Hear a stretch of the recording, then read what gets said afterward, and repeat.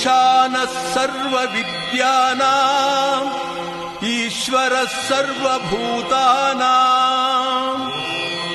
ಬ್ರಹ್ಮಾಧಿಪತಿರ್ ಬ್ರಹ್ಮಣೋಧಿಪತಿರ್ ಬ್ರಹ್ಮ ಶಿವೋ. ಪಾಣಿಗ್ರಹಣ ಮುಹೂರ್ತಕ್ಕೆ ಪ್ರಶಸ್ತವಾದ ಸಮಯ ಕೂಡಿ ಬಂದಿದೆ. ವಿನ್ನು ಮುಂದುವರಿಸಿ.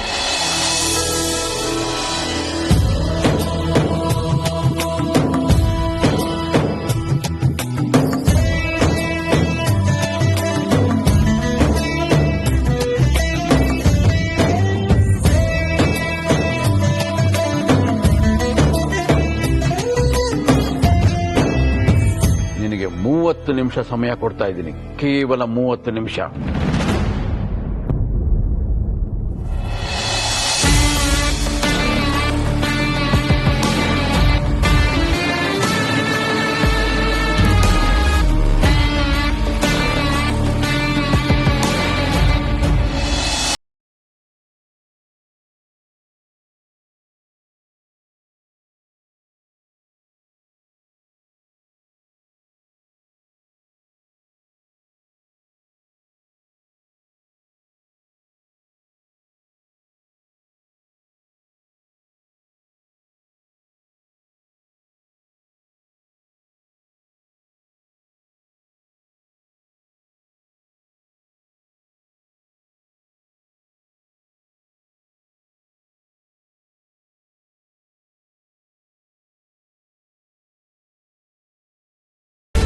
ನಡೆದಿರೋ ಸತ್ಯನೆಲ್ಲ ನೀನು ಈ ಕೂಡಲೇ ಒಪ್ಕೊಳ್ಬೇಕು. ನೀವಿಬ್ರು ಪ್ರೀತಿ ಮಾಡಿದ್ದನ್ನು ಹೇಳ್ತೀನಿ, ಆದಿತ್ಯ ನಿನ್ ಕುತ್ತಿಗೆ ತಾಳಿ ಕಟ್ಟಿದ್ದನ್ನು ಹೇಳ್ತೀನಿ. ಈಗ ನಿನ್ ಕುತ್ತಿಗೆಯಲ್ಲಿರೋ ತಾಳಿನ ತೆಗೆದು ದೇವರ ಸನ್ನಿಧಾನದಲ್ಲಿ ಆಕೆಗೆ ಸಾಕ್ಷಿಯಾಗಿ ತೋರಿಸ್ತೀನಿ.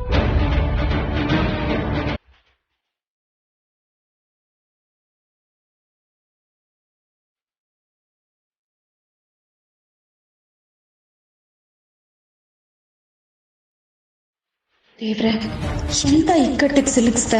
ಅಖಿಲಮ್ಮನ್ ಮುಂದೆ ಸತ್ಯ ಒಪ್ಕೊ ಅಂತ ಬುದ್ಧಿಯವ್ರು ಹೇಳ್ತಿದ್ದಾರೆ. ಆದ್ರೆ ಒಪ್ಕೊಂಡ್ರೆ ಅಖಿಲಮ್ಮನ್ ಮನ್ಸಿಗೆ ಎಷ್ಟು ನೋವಾಗಲ್ಲ? ಯಜಮಾನ್ರ ಬಗ್ಗೆನೂ ತಪ್ಪು ತಿಳ್ಕೊಳಲ್ವಾ? ಏನ್ ಮಾಡಿ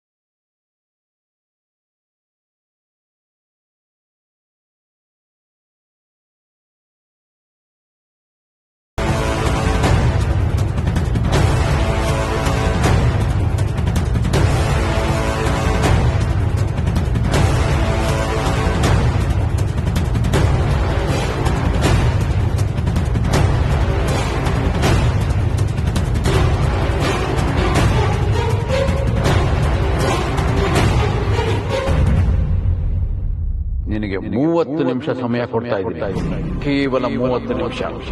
ನಡೆದಿರೋ ಸತ್ಯನೆಲ್ಲ ನೀನು ಈ ಕೂಡಲೇ ಒಪ್ಕೊಳ್ಬೇಕು. ಈಗ ನಿನ್ ಕುತ್ತಿಗೆಯಲ್ಲಿರೋ ತಾಳಿನ ತೆಗೆದು ದೇವರ ಸನ್ನಿಧಾನದಲ್ಲಿ ಆಕೆಗೆ ಸಾಕ್ಷಿಯಾಗಿ ತೋರಿಸ್ತೀನಿ. ದೇವ್ರೆ, ಬುದ್ಧಿಯವ್ರೇನಾದ್ರೂ ನನ್ ಕೊಳ್ಳಲ್ಲಿರೋ ತಾಳಿ ವಿಚಾರನ ಅಖಿಲಮ್ಮಂಗೆ ಹೇಳ್ಬಿಟ್ರೆ ಅವ್ರು ಇಷ್ಟು ವರ್ಷ ನನ್ ಮೇಲೆ ಇಟ್ಟಿದ್ ನಂಬಿಕೆ ಎಲ್ಲ ಹಾಳಾಗೋಗುತ್ತೆ. ಹಾಗಾಗ್ಬಾರ್ದು. ಇದಕ್ ನೀನೇನಾದ್ರೂ ಒಂದು ದಾರಿ ತೋರ್ಸು.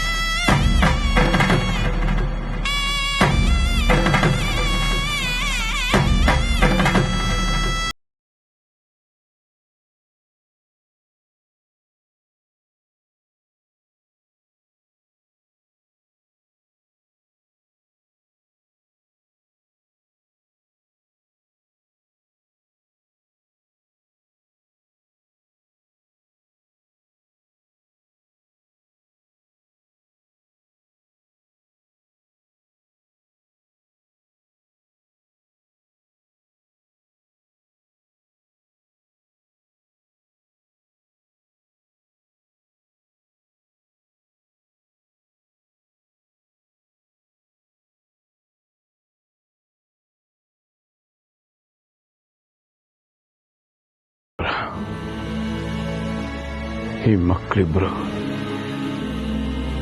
ಎಷ್ಟು ಪ್ರೀತಿ ಮಾಡ್ತಿದ್ದಾರೆ. ಈ ಪ್ರೀತಿನ ಯಾರು ಅರ್ಥನೆ ಮಾಡ್ಕೋತಿಲ್ವಲ್ಲ. ಇದನ್ನ ಅಖಿಲಾಂಡೇಶ್ವರಿಗೆ ಹೇಗಾದ್ರೂ ಗೊತ್ತು ಮಾಡ್ಬೇಕಲ್ಲ. ನೀನೇ ಏನಾದ್ರೂ ಪವಾಡ ಮಾಡಬೇಕು. ನೀನೇ. ಅಲ್ಲಿ ತನಕ ನಾನು ಈ ಜಾಗ ಬಿಟ್ಟು ಕದಲೋದಿಲ್ಲ.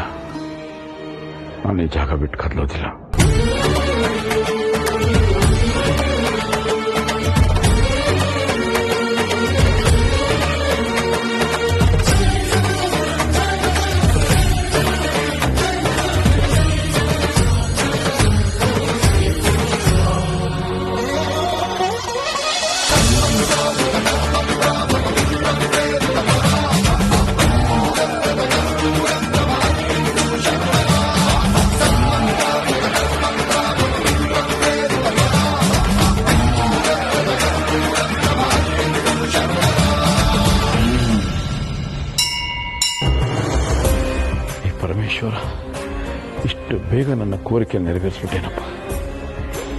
ನಿನ್ನ ಅನುಗ್ರಹ, ಆಶೀರ್ವಾದ ಸದಾ ಈ ಮಕ್ಕಳ ಮೇಲಿರಲಿ. ಅಷ್ಟೇ ನಾನು ಕೇಳ್ಕೊಳ್ಳೋದು.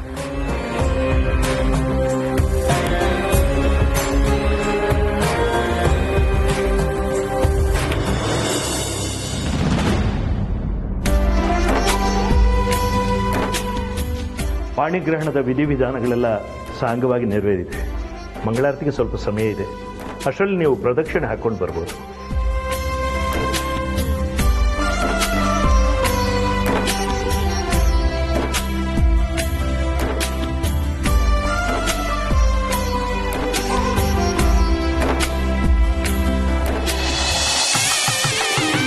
ಜೋಡಿಗಳಿಗೆ ಪಾಣಿಗ್ರಹಣ ಆದ್ರೆ ಮದ್ವೆನೇ ಆದಂಗೆ ಅಂತ ಗುರುಗಳು ಹೇಳ್ತಾ ಇದ್ರು. ಪಾರು, ನನ್ನ ನಿನ್ನ ಬಂದ 7 ಜನ್ಮದ್ದು ಅಂತ ಮತ್ತೆ ಮತ್ತೆ ಸಾಬೀತಾಗ್ತಾ ಇದೆ. ಆದಿಯಲ್ಲಿ ಕಾಣಿಸ್ತಾ ಇಲ್ಲ. ಹಾ, ಆಗ್ಲೇ ಯಾವುದೋ ಫೋನ್ ಬಂತು ಅಂತ ಹೊರಗಡೆ ಬಂದ.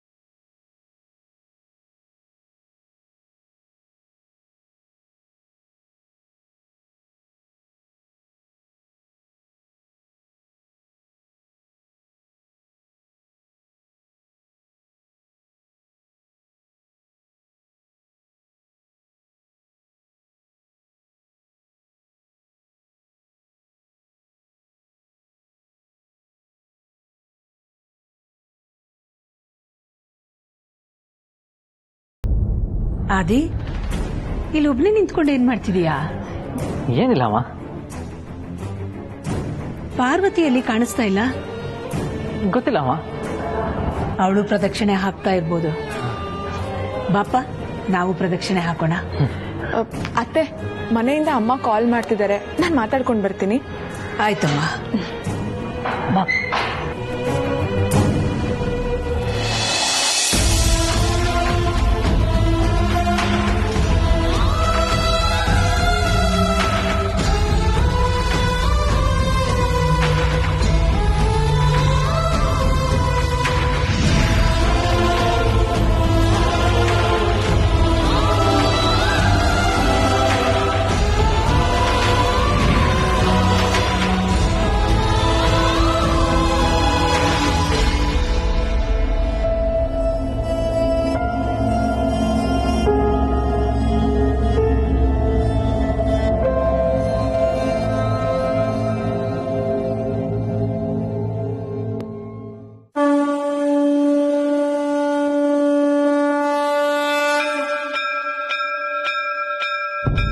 ಶುಭವಾಗಿ.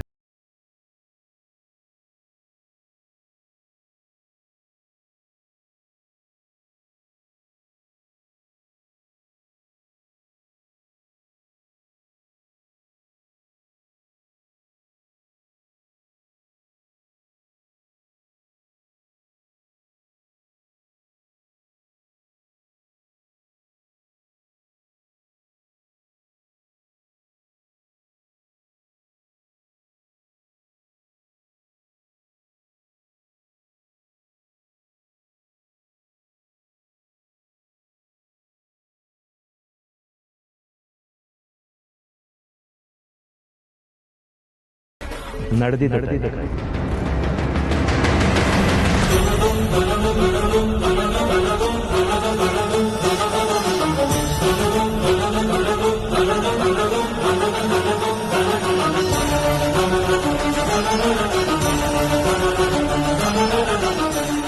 ಗುರುಗಳೇ, ನಾವು ನಿಮ್ಮ ಹತ್ರ ಬಂದಿರೋದು ನಿಮ್ ಜೊತೆ ಮಾತಾಡಿ ಆದಿ ಯಾಮಿನಿಯ ಮದುವೆ ದಿನಾಂಕನ ನಿಗದಿ ಮಾಡೋದಕ್ಕೆ. ಆದ್ರೆ ನೀವು ಪಾಣಿಗ್ರಹಣ ನಡೆದು ಹೋಗಿದೆ ಅಂತ ಹೇಳ್ತಿದ್ದೀರಾ. ಅಂದ್ರೆ ಮದುವೆ ಆಗೋಗಿದೆ ಅಂತ ಅರ್ಥ ತಾನೆ? ಹೌದು.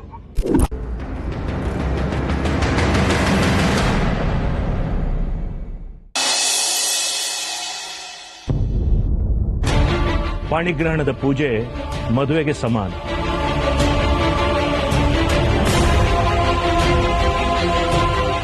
ನಿಮ್ಮ ಮಗನ ಪಾಣಿಗ್ರಹಣ ಈಗಾಗಲೇ ನಡೆದಿದೆ.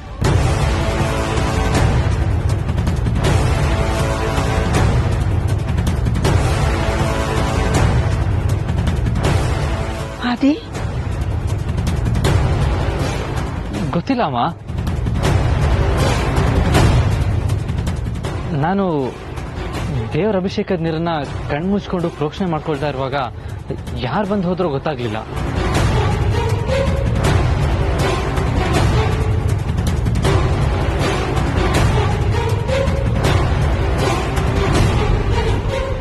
ಗುರುಗಳೇ, ಯಾವ ಹುಡುಗಿ ಜೊತೆ ನನ್ನ ಮಗನ ಪಾಣಿಗ್ರಹಣ ನಡೆದಿದೆ ಅಂತ ಹೇಳ್ಬೋದಾ?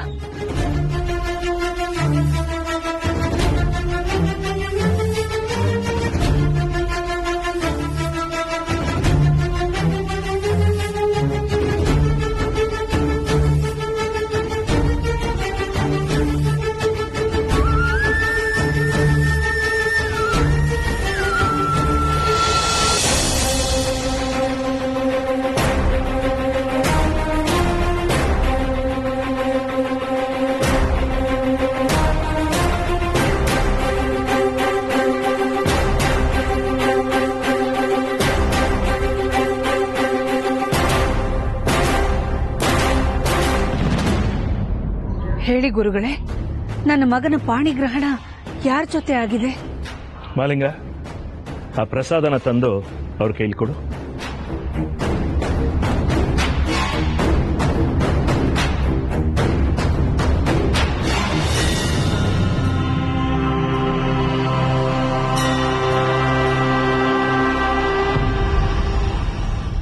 ಗುರುಗಳೇ, ನಾನು ಪಾಣಿಗ್ರಹಣದ ಬಗ್ಗೆ ಕೇಳಿದ್ರೆ ನೀವು ಪ್ರಸಾದ ಕೊಡ್ತಿದ್ದೀರಲ್ಲ? ಕ್ಷಮಿಸಿ ತಾಯಿ, ಆ ಹುಡುಗಿ ಹೆಸರು ಹೇಳೋದಕ್ಕೆ ಶಿವನಿಂದ ಅನುಮತಿ ದೊರಕಿಲ್ಲ.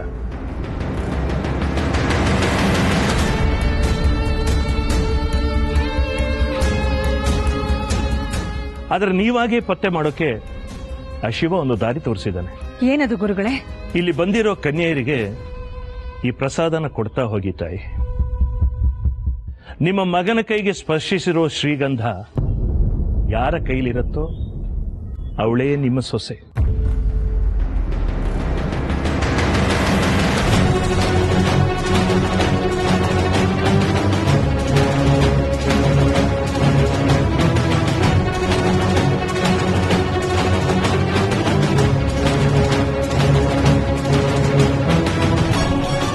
ಈಗಾಗಲೇ ನನ್ನ ಮಗನ ಮದುವೆಗೆ ಅನೇಕ ವಿಘ್ನಗಳು ಎದುರಾಗಿವೆ. ಈ ಸಲ ಹಾಗಾಗಬಾರ್ದು ಅನ್ಕೊಂಡಿದ್ದೆ. ಆದರೆ ನ ವಿಘ್ನಂ ನ ಕಾರ್ಯಂ. ಅಡೆತಡೆಗಳಿಲ್ಲದೆ ಜೀವನನೇ ನಡೆಯಲ್ಲ ತಾಯಿ. ಮದುವೆಯನ್ನ ಬಂಧಾನೂ ಅಷ್ಟೇ. ಏನಾದರೂ ಒಂದು ಸಮಸ್ಯೆ ಇದ್ದಿದ್ದು, ಆದರೆ ಅಂತ್ಯದಲ್ಲಿ ನಿಮ್ಮ ಮಗನ ಇಷ್ಟದಂತೆ ನಿಮಗಿಷ್ಟ ಆಗೋ ಹೆಣ್ಣೆ ನಿಮ್ಮ ಮನೆ ಅರಸಿ ಬರ್ತಾಳೆ.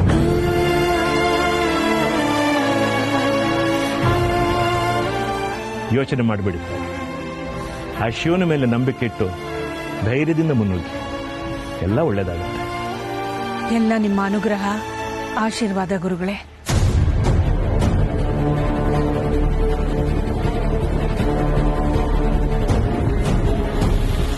ಪಾರ್ವತಿ, ಅಮ್ಮ ಬಾಮ್ಮ ಇಲ್ಲಿ.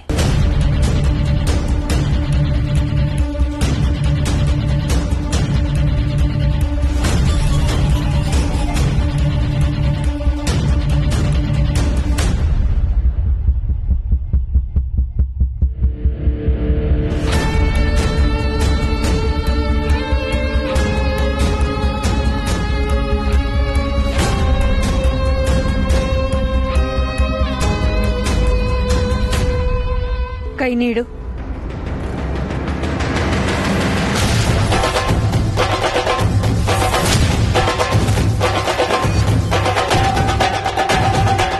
ನೀಡಮ್ಮ.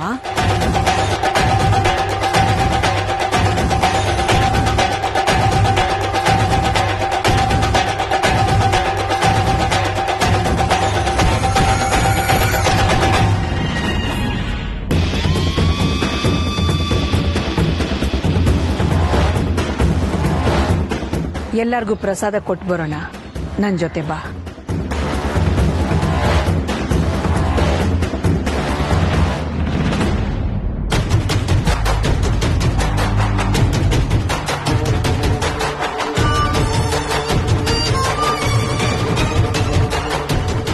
ಆದಿತ್ಯ, ಪಾಣಿಗ್ರಹಣ ಆಗ್ಬೇಕು ಅಂದ್ರೆ 2 ಕೈ ಸೇರ್ಬೇಕು. ಒಂದು ಕೈ ನಿಂದಾದ್ರೆ ಇನ್ನೊಂದು ಕೈ ಯಾರ್ದು? ಪಾರ್ವತಿದು.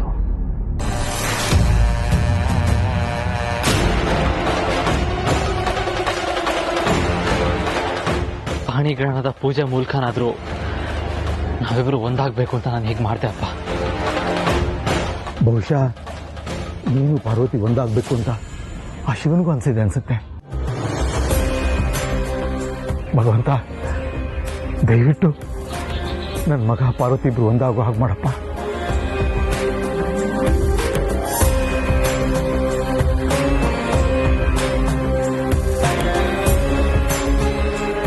ಧೈರ್ಯವಾಗಿರು ಮಗನೇ. ಆ ಶಿವನು ಎಲ್ಲ ನೋಡ್ತಿರ್ತಾನೆ. ನಿನ್ನ ಪ್ರೀತಿ ನಿಜವಾದದ್ದು. ಆ ಪ್ರೀತಿ ನಿನಗೆ ಸಿಕ್ಕೇ ಸಿಗುತ್ತೆ.